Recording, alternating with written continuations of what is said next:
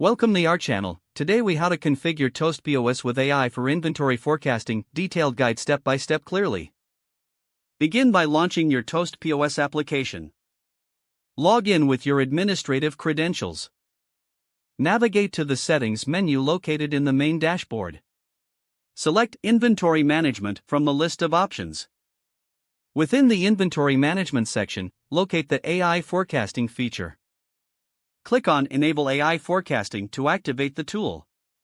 Once enabled, you'll see an option for integrating data sources.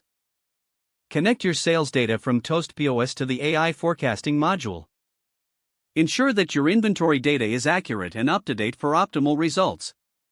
Set the forecasting period according to your business needs, such as weekly or monthly. Review the forecast parameters provided by the system. Adjust the parameters if necessary to align with your operational goals. Save your changes to apply the newly configured settings. Monitor the suggested inventory levels generated by the AI. Regularly evaluate the accuracy of the inventory forecasts.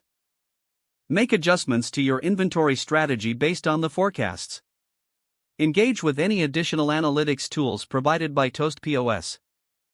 Utilize these insights to refine inventory management. Schedule periodic reviews to assess the performance of AI-driven forecasting.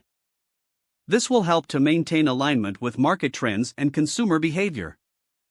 Continue to train the AI by providing feedback on inventory accuracy over time. This will enhance its predictive capabilities for future forecasts. If the page does not load, refresh the browser or try again in a private or incognito window.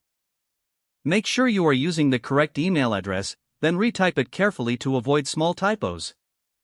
If your password is not accepted, use the reset option and create a new strong password you can remember.